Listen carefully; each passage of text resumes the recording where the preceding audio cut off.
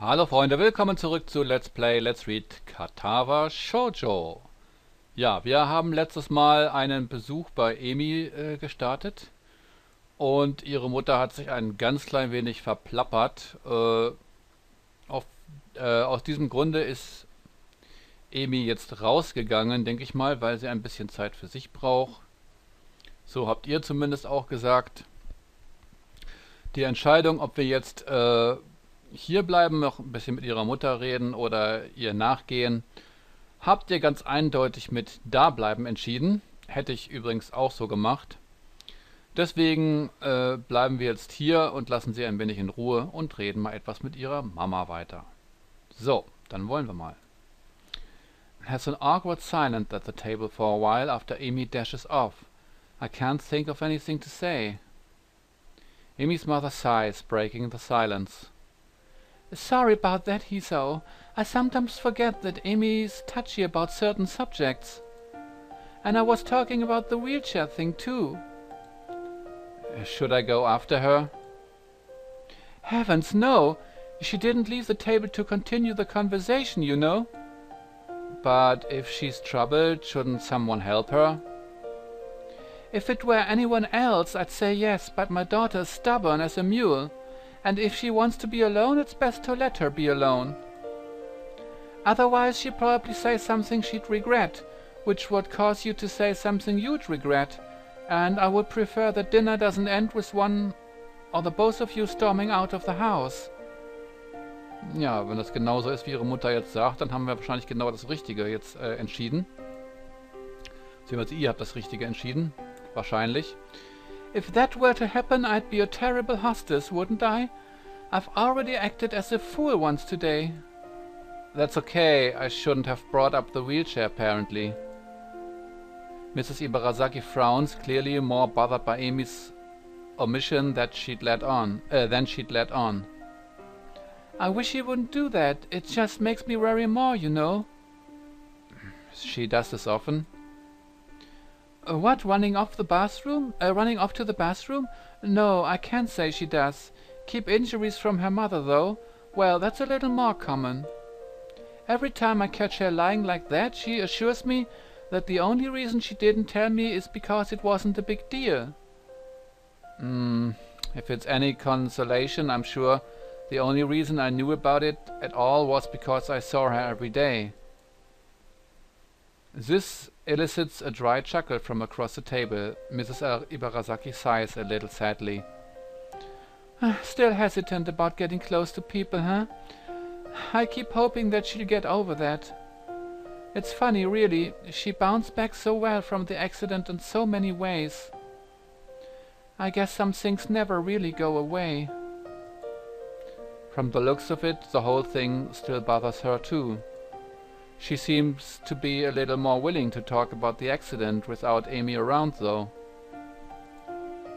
Hey, I've got a question, if it's alright. Oh. What else did Amy lose in that accident? The nurse said that she gets this way near the anniversary, and she won't talk about it to me. So, you thought I'd fill you in, huh?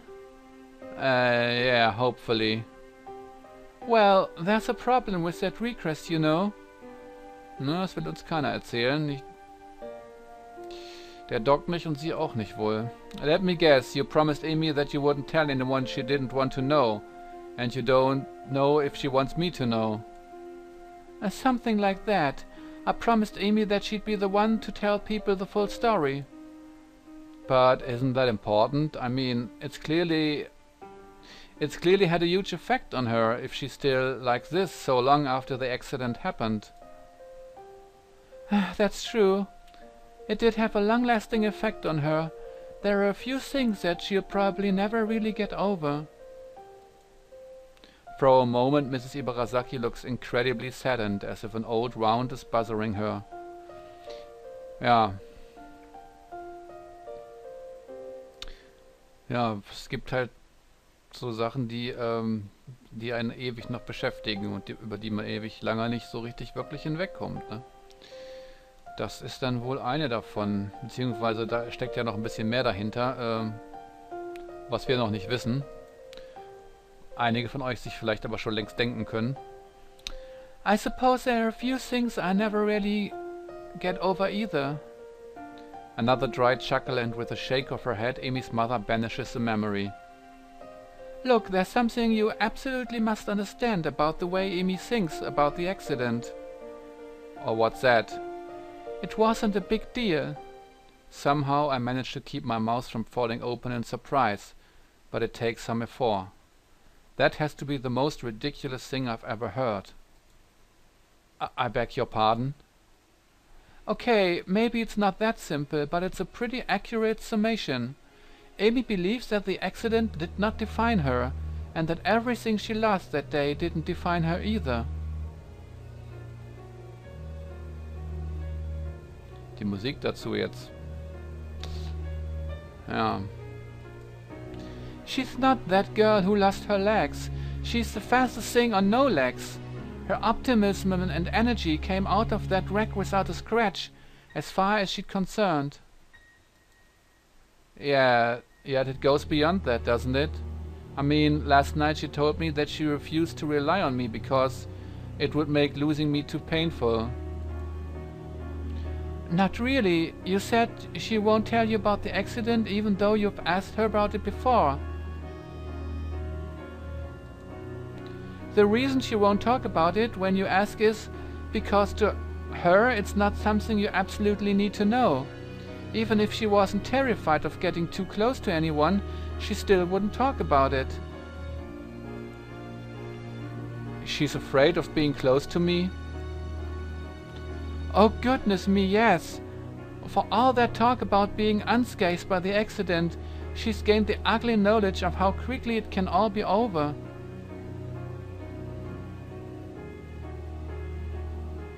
Ja, nachvollziehbar und verständlich.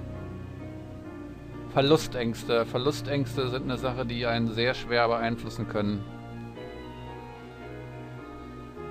Auch ich selbst habe das mal eine Zeit lang öfter mal gehabt. Deswegen kann ich das gut nachvollziehen. Ja, das ist eine Sache, die einen sehr beeinflussen kann, denke ich. So she's not going to let people get especially close to her, and she certainly would resent any implication that she cannot work through this on her own.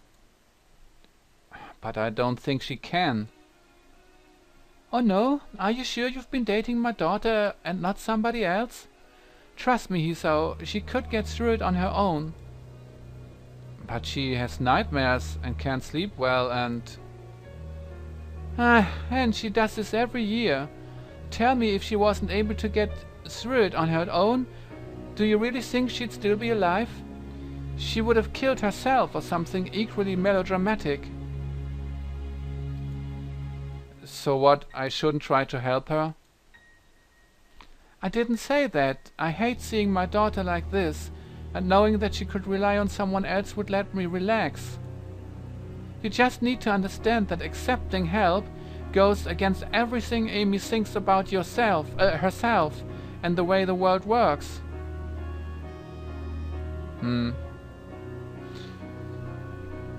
Also es ist wirklich sehr gut, dass sie uns das jetzt erzählt. If you still want to offer her help, then I guess that's your call. Honestly, I'd like you to, but I'd be silly not to warn you that it's not going to be easy. You just need to be patient with her. She's already closer to you than anyone else she's ever met at Yamaku. Well, it sure doesn't feel like we're very close. Good, that makes this part easier. Amy's voice nearly gives me a heart attack. Oh, didn't hear you come back, Amy. How convenient. Wait, were you eavesdropping? Nope, just happened to come back at the right moment, I guess. Amy, Hisa was just... Amy holds up a finger, cutting her mother off. On his way out of the house? Yeah, I know. Amy's trembling with anger now, looking vaguely betrayed. Amy, don't be ridiculous. We were just... You promised! The pain carried in that last word is almost too much for me to bear. The idea that I could hurt her that much is like being kicked in the gut. Amy's mother looks similarly pained by the thought. And I kept that promise. Just listen, there's no reason to go throwing people out of the house. Amy's mother seems to be both angry at her daughter's outburst and embarrassed that I'm a witness to it. There's only one real solution to this problem, I think. It's okay, I'll go. Now really, that seems a little unnecessary. Don't worry about it. Thank you for dinner, Mrs. Ibarasaki, and for the advice. It was my pleasure, Hiso. I'm sorry we didn't get to the dessert. That's okay, I have to watch what I eat anyway. Good evening, Amy, Mrs. Ibarasaki. The formality of our conversation, coupled with the fact that I'm getting ready to leave, seems to snap Amy out of her anger. No, wait, I'm sorry. I've been so... And after last night I just thought... You don't have to go. I take it back. It's okay. I can't help but smile slightly. She can barely articulate her apology, and I really would like to stay. But I don't think I can right now. I need to think about what her mother said, and about what I'm going to do about us. I don't want to risk accidentally getting Amy angry again in her current state either. No, I think I'd better leave. You seem pretty shook up. And well, I'd only wind up trying to help you again. I know you prefer I didn't, so I'm going to leave instead. But... Hey, it's not a problem. You don't want a night on a white charger, right? Just promise me one thing, okay? What? Don't be angry at your mom, okay? She was just giving me some advice, that's all. Amy nods hesitantly, like the simple idea is all she can grab onto at this point. She's so terribly off balance, but I can't do anything about that right now. Okay. See you tomorrow, okay? Running in the morning, don't forget. I can see that I've hurt Amy by deciding to leave, but there's nothing I can do for her as things stand, and I know that she's too stubborn to admit that she wants me to stick around. I watch various emotions cross Amy's face as she tries to process everything that just happened. Shortly comes that calm look again, like last night, and that voice that tries so hard to sound careless. Sure, Hiso. See you around. Both of us are unwilling to concede emotion at this point, and I'm having a hard time keeping up my facade, so I turn on my heel and walk out the door. I shut it behind me slowly, pausing for a moment as the latch catches my hand on the doorknob. Did I make the right decision just right now? Should I have stayed and tried to work things out? No, I decide, not in front of her mother like that. In spite of everything, I'd rather keep Amy's mother insulated from the sort of anger that surfaced last night. Even though she's probably used to it, some protective instinct wants me to keep Amy's image as a cheerful girl intact. With a start, I realize my hand is still resting on the knob. I take my hand away, put it in my pocket and head down the slowly darkening street. Oh, was für ein Besuch. Aber auch wenn diese letzte Szene nicht unbedingt sehr schön war, denke ich mal, hätten wir es vielleicht noch mehr zerstören können, wenn wir am Anfang hinterher gegangen wären. Aus diesem Grunde, sage ich mal, war das mit Sicherheit die richtige Entscheidung, trotz allem, was jetzt noch passiert ist. I let out a long breath. The wait until tomorrow morning comes isn't going to be easy. In any case, I have to think on what to say to Amy. I must apologize and I must get through to her somehow. On that account, something has been on my mind for most of the way back to my room. The letter of apology from Ivanako. Ach, Ja, den gab's ja auch noch. I was so concerned about my new life when I received it that I didn't even bother to really read it. Now that I find myself in a similar position, my curiosity got rekindled. What did she want to let me know so badly? If nothing else, reading her thoughts might help me frame mine. I remember tossing it away. Damn, where did I throw that thing? I check under my desk. That turns up nothing, so I look for harder to reach more unlikely locations. Well, now I know where that lost sock went, at least. Still no letter, though. It's when I try sweeping my arm under my nightstand that I feel something crinkly jammed between it and the wall. Grunting a little with the effort, I reach for my prize and soon manage to bring it into the light. Bingo! I sit at my desk and spread the crumpled paper open. A flick turns on the light table. Skipping past the empty pleasantries, I look for the point where I stopped reading. Ah, here it is. Na, mal schauen, was sie da noch geschrieben hat. There are other things I want to say. I'm writing to you because I felt that there are things I should have said after the incident back in winter. I really regret that I wasn't able to say them in person, and I have no excuse for it. The truth is, the times when I visited you at the hospital made me worried about you. I'm not talking about your health. You seem to become more distant and disheartened. It was natural after something like that happened. I'm sure, but somehow I got the feeling that you had given up on something back then. Happiness, maybe. Giving up on happiness. This sounds unpleasantly familiar. I wanted to somehow express my feelings, but the right words didn't come to me. I couldn't say anything to comfort you. I'm really sorry for not being able to support you when it mattered the most, even though I like you so much. At least now, finally, I can be more honest. If I could go back to those quiet days in February and March, I'd tell you to not give up on yourself. That's what I would say. Maybe you wouldn't have drifted so far away if I had just said something. I hope you've managed to get back on your feet on your own. Now that the distance between us is also physical, it also feels more final somehow. I wonder if we will meet again. Perhaps it's for the best if we don't. Still, if you would like to correspond with me, by all means write me back. I'd very much like to hear about your new school and how you are doing. I wish you all the best. Sincerely, Ivanako. After finishing reading the letter, I smoothed it out carefully and set it aside on my desk. Thank you, Ivanako. I wanted to answer yes to your question on that snowy winter day, but I never got to. By the time we met again, it was too late. Or so I thought.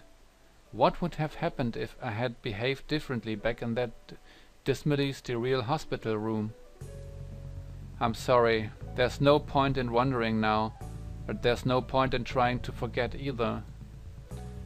I am who I am because of all that happened to me and all I look forward to experience, present, future, and past. And the past may just have taught me an important lesson now. So kann man das sehen. Und damit, Freunde, haben wir den dritten Akt abgeschlossen und werden nun im nächsten Part den vierten Akt mit dem Titel Bewegung beginnen. Ja, das allerdings, wie gesagt, beim nächsten Mal, wenn es wieder heißt Let's Play Katawa Shoujo. Es war ein sehr emotionaler Part, denke ich ein wenig, und ein aufregender Part. Ich hoffe, es hat euch gefallen. Wie gesagt, beim nächsten Mal geht es dann mit dem vierten und, wenn ich mich jetzt nicht komplett falsch erinnere, letzten Kapitel weiter. Ich meine, es waren 4, nicht 5. Ich bin aber nicht mehr hundertprozentig sicher eben, weil es ist schon lange her, dass ich das Spiel so viel gespielt habe. Ja, auf jeden Fall Kapitel 4 dann beim nächsten Mal. Ich freue mich, wenn ihr wieder dabei seid. Bis dahin, macht es gut. Ciao, sagt euch euer Dreambird.